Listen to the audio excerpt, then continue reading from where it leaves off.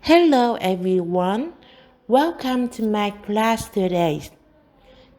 First, I would like to introduce myself.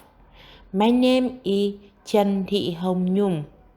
I'm an English teacher at Lê Anh Xuân Secondary School. Today, I'm very happy to stay here and give you my lessons. You ready? Okay, let's start. Before coming to our main lessons, let's do a warm-up games. The name of the game is Hidden Picture Games. You ready? As you can see on the slide, there's a picture under this square. I will unhide some of them. What you have to do is guess the name of the sports on the pictures. Okay? Can I start? Yes. Okay. I will unhide number 1, number 6, number 7, number 10, number 11. Okay? Can you guess what the sport is? Okay, it's basketball. For this picture, I will analyze number 14, number 12, number 7, number 5, number 9, number 10. Okay, can you guess what it is? It's tennis. Yes. So, now, can you guess what topic we are going to learn today? It's about sport. Yes, today we are going to study Unit 6 Sports with the first lesson, including vocabulary and grammars. Hey guys, do you know the Vietnamese meaning of sport? Yes, the Vietnamese meaning of sport is TA6. And what sports are popular in your countries? In my opinion, soccer is the most popular sport in our countries, right?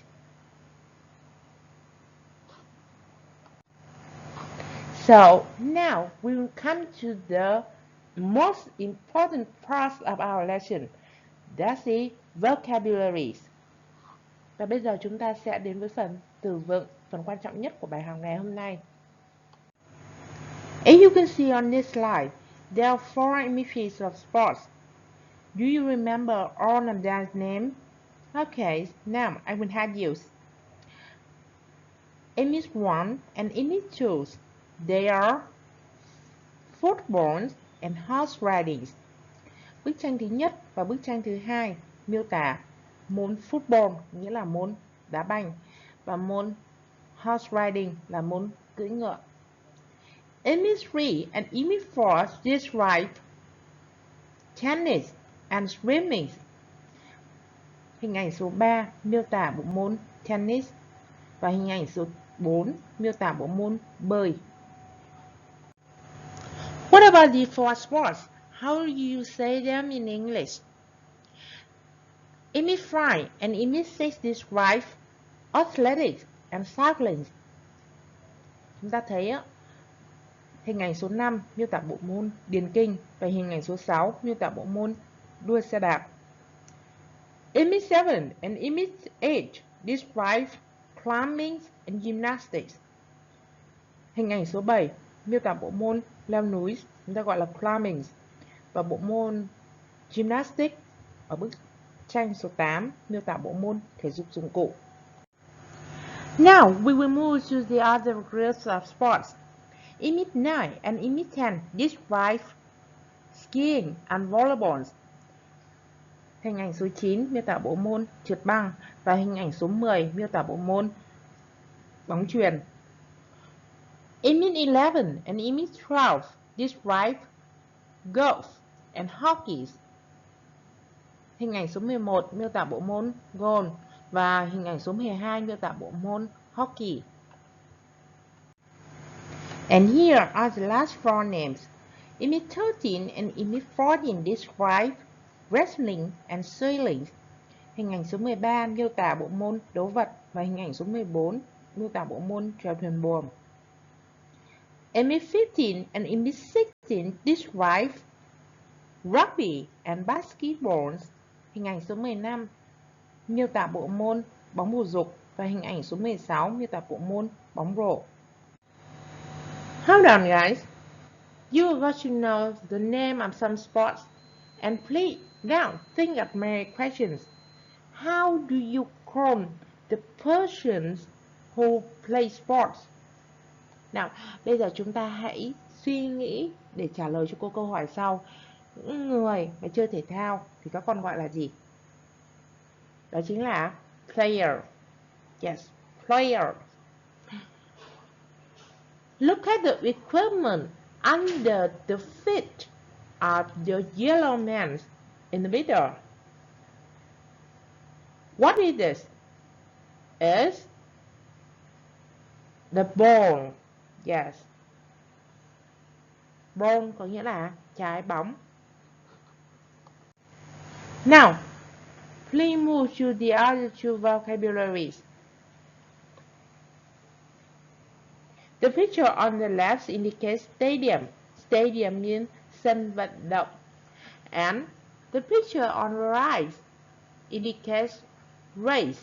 Race means cuộc đua. Let's look at the other expression for race. Look at the example. This is an athletic competition. Yes, competition là một cách diễn đạt khác của từ race. Từ competition có nghĩa là cuộc tranh tài, cuộc cạnh tranh. Hold on guys. Let's look at the girls. Who is she? She is champion. Champion is the person who won the first prize on the Olympics. So we have another word is Olympics. Olympic means Thế vận hội. Còn champion có nghĩa là nhà vô địch. Một người được coi là nhà vô địch khi họ giành được giải thưởng lớn nhất hoặc là huy chương vàng trong Thế vận hội. Look at these two groups of people. Who are they? They are teams. Yes.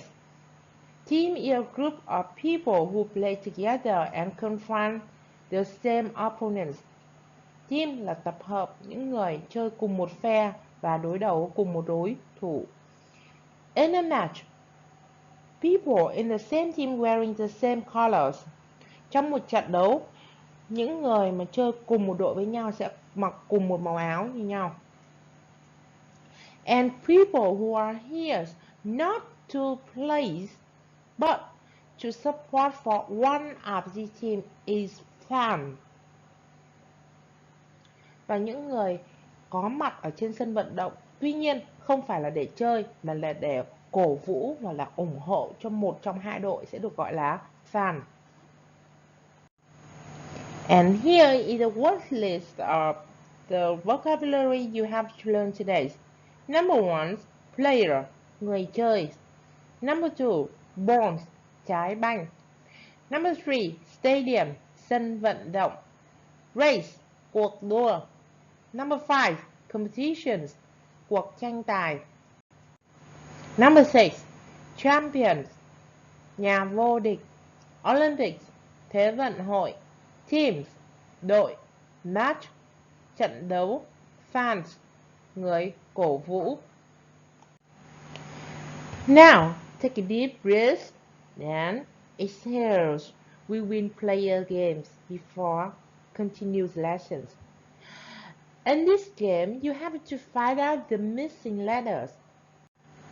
Now, we will come to see the first word. The first word is pronounced fans. Okay, so the missing letter is and. Fan có nghĩa là người hâm mộ. The other word is competitions. Yes, and the missing letters are C, P, T, O.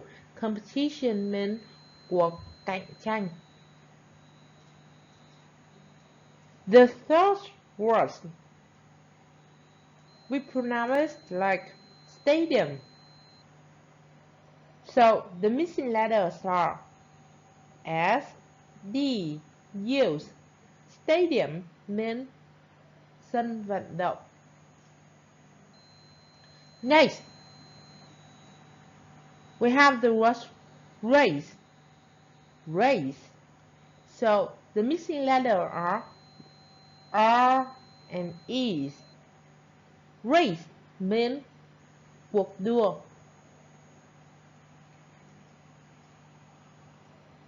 Vocabulary number 5. Players. We say it, players. So the missing letters are L, Y, R. Players. Player means người chơi. The sixth word is Olympic. Olympic. Yes. And the missing letters are Y, P, R. Olympics. Olympic means Thế vận hội. The seventh word is ball. And the missing letters is A. Ball, trái banh. The eighth word is teams. And the missing letter A. Team means đội. The ninth word is match. And the missing letters are A and H. Match nghĩa là trận đấu. Number 10. Champions. Champions, so the missing letters are H, M, E, I, and O. Champions mean nhà vô địch. Next, it's time for us to do more interesting things.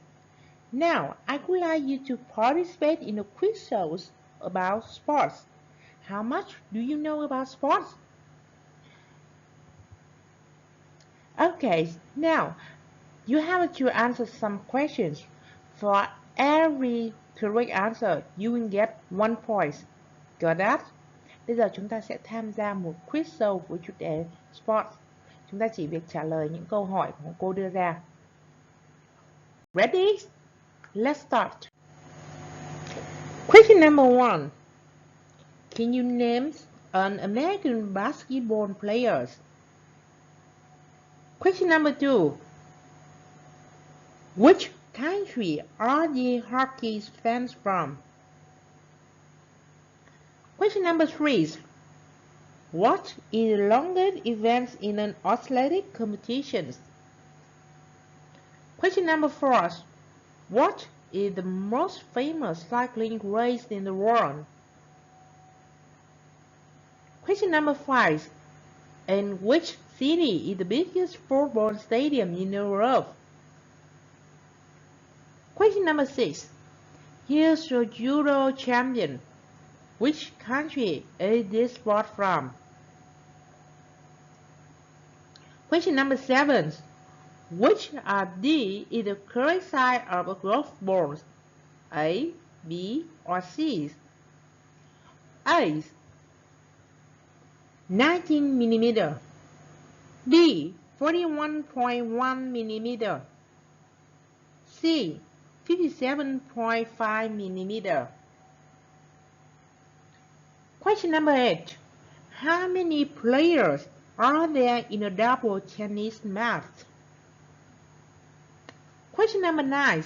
How long is an Olympic swimming pool? And the last question, number 10. How many players are there in a beach volleyball team? If you find it very difficult to answer the question, you can use Google for help.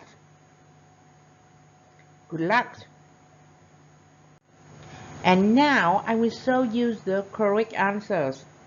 For question 1, can you name an American basketball player? The answer is LeBron James or Kobe Bryant. Question number 2. Which country are the hockey fans from? The answer is Canada. Question number 3. What is the longest event in an athletic competition? The answer must be 50-kilometer race walk. Question number 4. What is the most famous cycling race in the world? And the answer is the Tour de France. Question number 5. And which city is the biggest football stadium in Europe? And the answer is Barcelona, the Camp Nou Stadium. Question number 6. Here's a Euro champions. Which country is this sport from? And the answer is Japan. Question number 7. Which of these is the correct size for golf balls? A, B, or C? And the correct answer is B, 41.1 millimeter. Question number 8. How many players are there in a double tennis match? And the answer is 4. 2 people on this side and the other 2 people on the other side. Question number 9. How long is an Olympic swimming pool? The answer is 50 meters.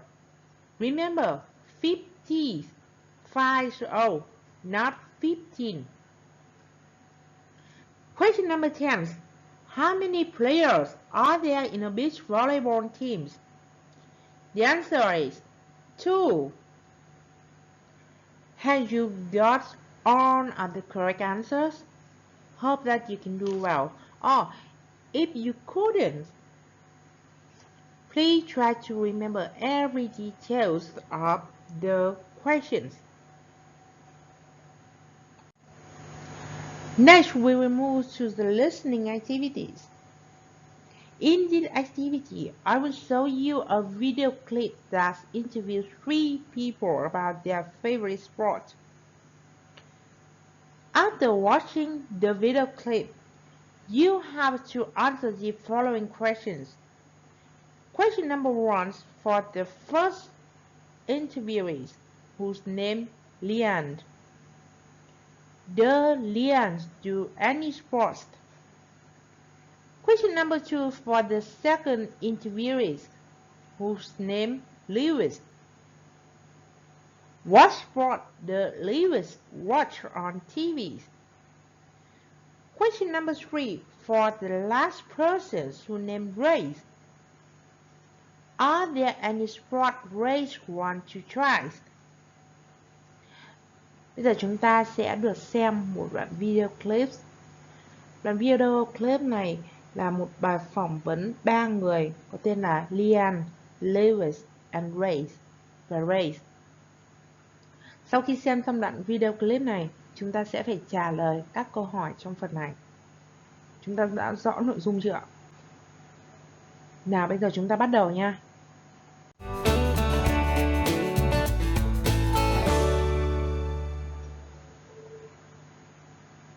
Do you do any sports? Yes, I do. I like swimming. I'm really into it. And how often do you swim? Every morning. I'm in a swimming club. So, what's the best thing about swimming? Winning. I'm very competitive. My personal best for 100 meters is 1 minute, 12 seconds. And the worst thing? I don't enjoy getting up early every morning. I get up at 5:30. What's your favourite sport? Oh, football. Definitely. I'm in the school team. I love watching football on TV and playing it on my games console. Who's your favourite team? I like Manchester United. They're the best team. What do you think about sport? I like most sports.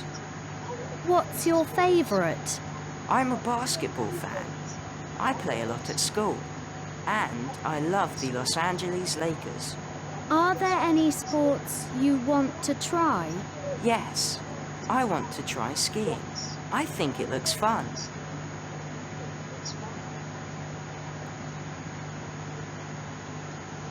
Now, are you ready to answer the questions? Okay. So, for the first questions, does Leon do any sports? What is your answer? My answer is yes, she does swimming. For question number 2, what sport does Lewis watch on TV? How do you think about it? My answer is he watches football on TV. Question number 3. Are there any sports Ray wants to try? The answer is he wants to try skiing. Are you correct? Sure. Now, let's move to the next part. Next, we move to activity 4. You can watch the video clips once again, then you have to fill in the blank with the missing information.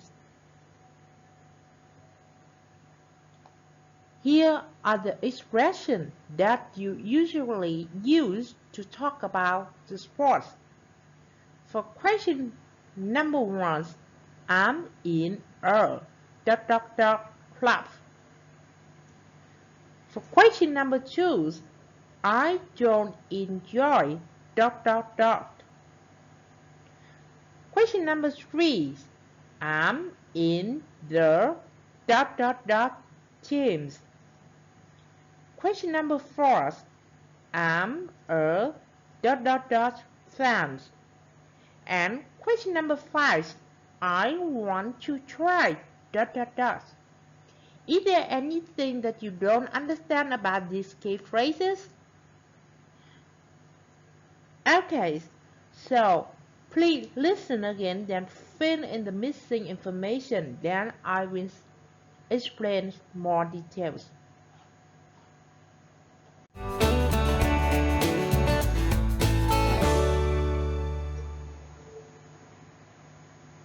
Do you do any sports? Yes, I do. I like swimming. I'm really into it. And how often do you swim? Every morning. I'm in a swimming club. So, what's the best thing about swimming? Winning. I'm very competitive. My personal best for 100 meters is 1 minute, 12 seconds. And the worst thing? I don't enjoy getting up early every morning. I get up at 5:30. What's your favourite sport? Oh, football. Definitely. I'm in the school team. I love watching football on TV and playing it on my games console. Who's your favourite team? I like Manchester United. They're the best team. What do you think about sport? I like most sports. What's your favourite? I'm a basketball fan. I play a lot at school. And I love the Los Angeles Lakers. Are there any sports you want to try? Yes, I want to try skiing. I think it looks fun.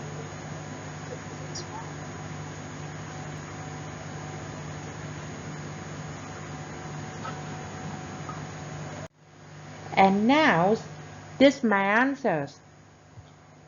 Question number 1, I'm in a swimming club.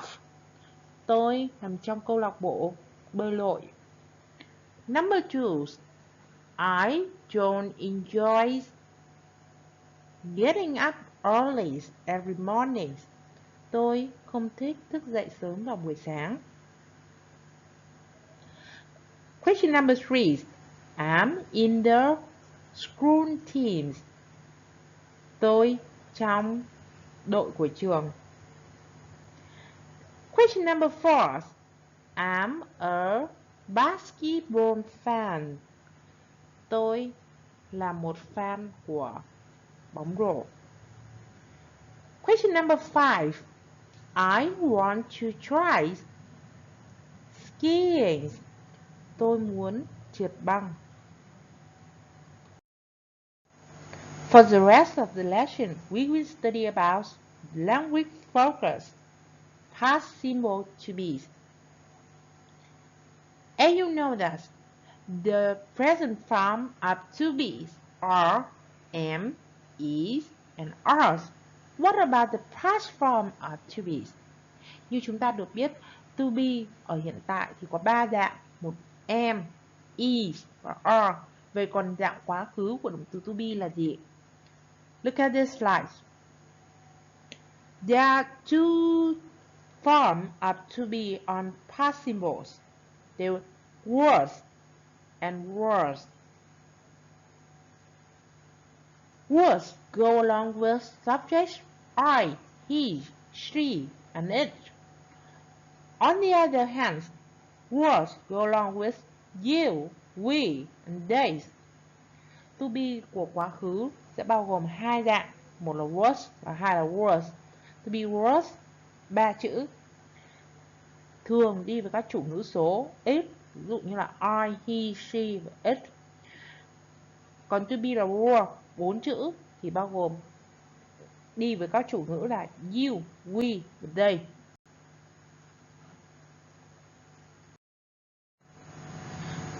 Look at this slide.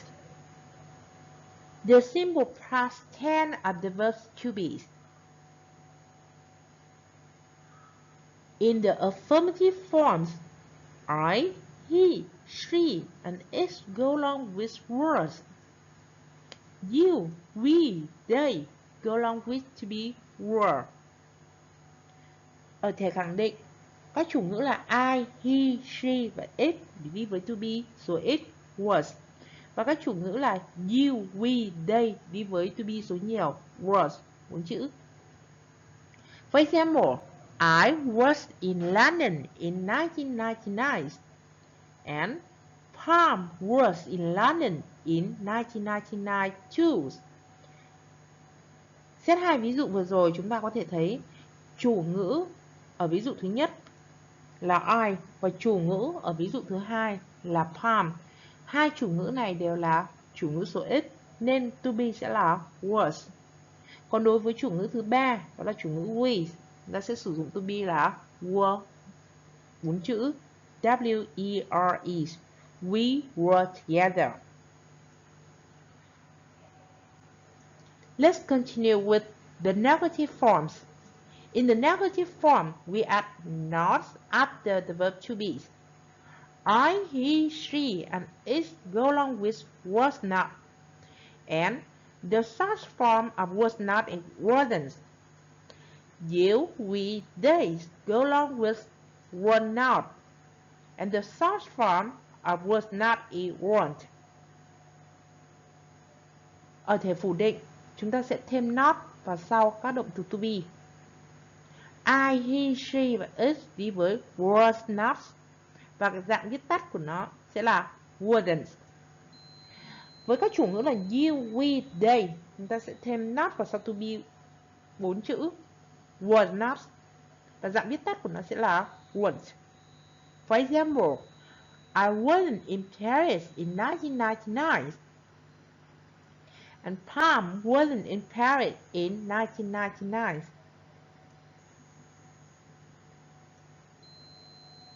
Khi mà đổi sang thể phủ định thì các nguyên tắc về động từ to be không biến đổi. Chúng ta chỉ việc thêm not vào sau động từ to be là đủ.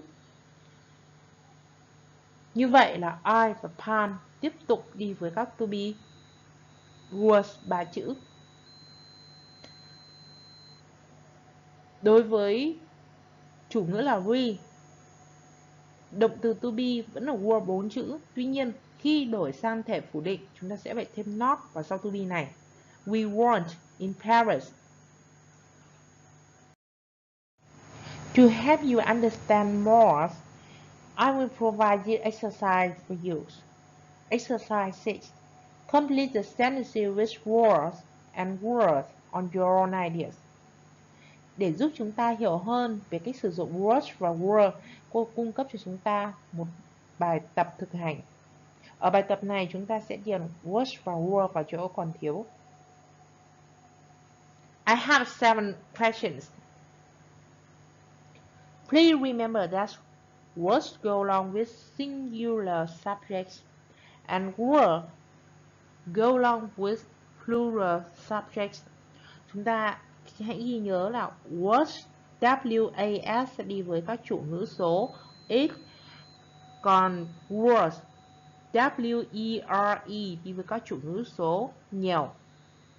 Let's start. Question number 1. When I was younger. Yes, chủ ngữ là I là số X nên to be ở đây sẽ phải là was. My favorite sport was. My favorite sport. Sport ở đây đang ở dạng số X nên to be cũng là was. Question number 2. The number 1 song last week. The subject over here is song. Song is in plural form, so to be must be was. Chủ ngữ trong câu này chính là từ song, và song đang ở số ít nên to be cũng sẽ là was. Question number 3. My first was ending with s, so the subject over here is plural form. Chủ ngữ trong câu này là từ was. Tuy nhiên từ was là có đuôi s, như vậy was đang ở dạng số nhiều nên to be ở đây sẽ là was. Question number 4. My favorite films last year. Một lần nữa chúng ta nhìn thấy ở đây chủ ngữ là từ films, số nhiều, vì có đuôi s nên to be sẽ là was. Question number 5. My favorite days last week. Chủ ngữ trong câu này chính là từ days, và day đang ở dạng số ít nên to be sẽ là was. Question number 6. When I was younger. Chủ ngữ là I, to be was. My hobbies thì hobby đang ở dạng số nhiều nên to be sẽ là was. As last questions, my last meal đang ở dạng số ít nên to be cũng sẽ là was. Okay, now I must be very sorry to inform you that time is up. At home, I hope you can learn by heart all the new words.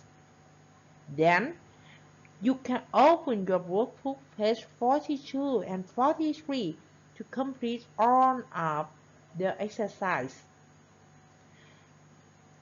Don't forget to prepare lesson 2, reading page 74 on your student book.